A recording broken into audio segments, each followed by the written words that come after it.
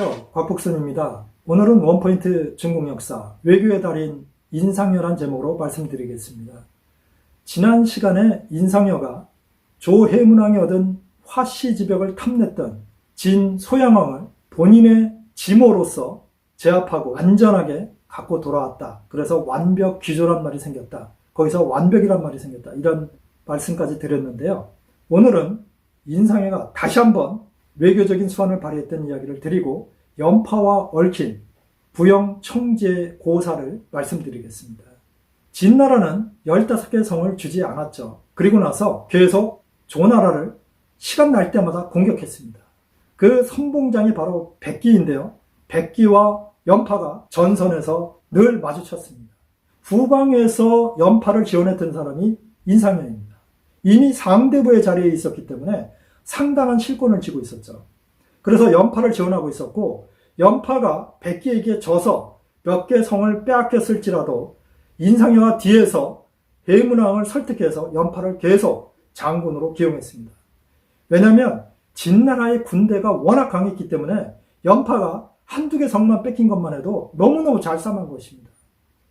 이런 상황 속에서 3년여의 전쟁이 벌어지고 나서 진소양왕이 느닷없이 지금으로 치면 하남성 민지현인데요. 민지에서 맹회를 하자, 즉 강화 조약을 하자고 요청을 했습니다. 아니 자기가 신나게 공격해서 여러 개 성을 뺏어놓고 나서 강화 조약을 하자고 그러니까 해문왕도 떨떠름했지만 싸움을 그만해야 될 필요성이 있었기 때문에 어쩔 수 없이 하남성 민지현으로 갑니다. 그런데 당시에 민지현은 조나라 땅이 아니었습니다. 그래서 연파 장군이 수많은 군대를 이끌고 가서 조나라 국경에서 군대를 대기하고 있었고, 민지현에서 진소양왕과 해문왕이 만납니다. 그런데 연파가 이때 중요한 이야기를 합니다. 대왕께서 진왕을 만나고 맹약을 하시고 돌아오시는데 제가 봐도 아무리 길어야 한 달 이내일 것입니다. 만일 한 달 이내에 돌아오시지 않으면 태자를 왕으로 세워도 되겠습니까? 그러니까 해문왕이 그렇게 하시오. 이렇게 이야기를 하고 떠나갔습니다. 해문왕을 지키는 군대는 별로 없었습니다. 유일하게 쫓아간 대신이 바로 인상여입니다. 그런데 진소양왕이 민지에서의 회담을 한 뒤에 저녁에 만찬을 하는데요. 참으로 무례한 요구를 한 것입니다. 아무리 강국이지만 여기도 제후고 해문왕도 제후인데 제후한테 이런 얘기를 합니다. 내가 듣자하니 그대가 비파를 잘 듣는다고 하는데 연주해보시오. 이렇게 얘기를 한 것입니다. 이거 말도 안 되죠. 상대국 군주한테 네가 한번 연주해봐라. 이렇게 요구를 한 거니까 이건 굉장히 무례한 요구를 한 것입니다. 하지만 강국이 요구하니까 어쩔 수 없이 해문왕이 그 비파를 연주했습니다. 그러자 진나라 사관이 기록을 합니다. 조왕이 진왕의 요구에 의해서 비파를 연주했다. 이거 역사 기록을 남기는 거죠. 그걸 본 인상여가 화가 머리끝까지 났습니다. 그러자 자기 옆에 있던 분부라는 악기를 들었습니다. 이것은 이제 화분처럼 생긴 악기인데요. 그것을 들고 진소양왕 앞에 가서 대왕, 제가 듣기로는 진나라 궁정에서는 옛날부터 이 분부를 왕께서 연주했다는 이야기를 들었습니다. 그러니 저희 앞에서 한번 연주해 주십시오. 그러니까 진나라 호위병들이 칼을 뽑아서 인상여를 죽이려고 했습니다. 그러나 인상여는 눈 하나 꿈쩍하지 않고 이렇게 얘기합니다. 저를 죽이는 건 괜찮습니다. 그러나 제 목을 치는 순간 제 피가 대왕에게 뿜어져 나갈 것입니다. 그래도 괜찮겠습니까? 진소양왕이 어쩔 수 없다는 표정을 지면서 무사들에게 물러가라. 그리고는 본인이 악기를 받을 생각도 안 하고 칠 생각도 안 하고 있었습니다. 그러니까 인상여가 계속 진소양왕 앞에 이걸 들고 빨리 치시라고 이렇게 얘기를 했습니다. 사기의 기록에 보면 진소양왕이 인상을 찌푸리면서 손으로 한번 이렇게 치고 말았다. 이런 기록이 있는데요. 결국 연주한 것이죠. 어쨌든 한번 쳤으니까. 그래서 인상여가 조나라 사관한테 명령합니다. 자, 빨리 기록하라. 진왕이 조왕의 요구에 의해서 연회에서 분부를 연주했다. 완전히 보복한 것이죠. 진소양왕이 화가 머리끝까지 났죠. 그렇지만 어떻게 하겠습니까? 그 자리에서 만약에 해문왕을 공격하면 자기가 알기로는 연파가 국경에서 대기하고 있다는 정보를 갖고 있기 때문에 전쟁이 벌어질 판이니까 그렇게는 못하고 또 다른 요구를 합니다. 우리에게 조나라가 5개 성을 바치라. 그러면 앞으로 조나라를 공격하지 않겠다. 이렇게 얘기를 했습니다. 이거 굉장히 무리한 요구를 한 겁니다. 그러니까 해문왕이 어쩔 줄 모르는데 이때 인상여가 나섭니다. 대왕, 저쪽에게 반대로 요구하십시오. 진나라 함양 땅을 우리에게 주시면 우리가 15개 성을 주겠다고 말씀하십시오. 그러니까 해문왕이 진나라에서 함양 땅을 주면 우리도 땅을 주겠다. 이렇게 얘기를 하니까 진소양왕이 빙그레 미소를 지면서 알겠소. 그리고는 그렇게 맹해가 끝나고는 각자 나라로 돌아갔습니다. 사실 굉장한 망신을 당할 뻔했는데 인상여가 그걸 막았고 땅을 뺏길 뻔했는데 그것도 막았던 것입니다. 그래서 돌아오자마자 해문왕이 인상여를 상경의 자리로 올립니다. 이 상경은 지금으로서는 재상의 자리인데요. 이렇게 되다 보니까 굉장히 친했던 연파 장군보다 지위가 올라갔습니다. 이걸 본 연파는 화가 났습니다.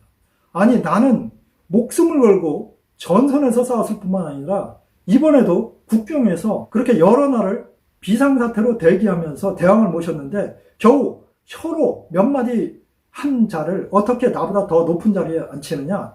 내가 인상열 보면 반드시 대중들 앞에서 모욕을 주겠다. 이렇게 얘기를 했습니다. 그 이야기를 들은 인상열은 연파를 피해 다니기 시작했습니다. 그래서 조회 때 마주치지 않으려고 연파가 조회에 나온다는 소식을 들으면 본인은 병을 칭하고는 집에 남아 있었고 또 한 번은 밖에 나가다 보니까 연파의 일행이 저 멀리에서 보였습니다. 그러니까 마부에게 명령을 해서 다른 길로 돌아가게 했습니다. 그 소문이 조나라 수도 한단에 다 퍼졌습니다. 그러니까 인상여 밑에 있던 문객들이 보따리를 다 싼 뒤에 인상여한테 왔습니다. 우리는 이제 떠나려고 합니다. 우리가 알기로는 대신께서는 정말로 정의롭고 조금도 두려워하지 않고 언제나 용기 있게 그렇게 행동하신다고 알았는데 지금 보니까 연파 장군을 두려워해서 그렇게 도망다니시다니 이거는 정말 창피해서 우리가 모시고 있을 수 없습니다. 그리고 가려고 하니까 인상여가 두 팔을 들고 가로막으면서 내 말을 듣고 가시오. 내가 진 소양왕도 두려워하지 않았는데 연파를 두려워할 것 같소? 소양왕이 더 힘이 세요? 아니면 연파가 더 세요? 두 번째, 진나라가 우리 조나라를 만만히 보지 못하는 것은 나와 연파가 있기 때문이요.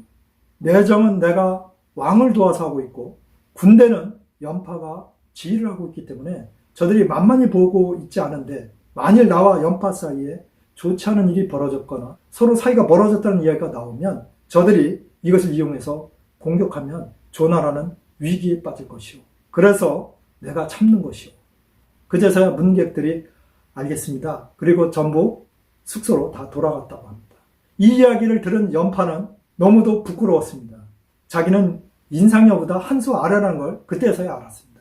그래서 본인이 웃도리를 벗고 이 가시나무를 여러 개를 이 등에 밀고 인상여 집에 와서 무릎을 꿇고는 대문에 엎드려서 죄를 청했습니다.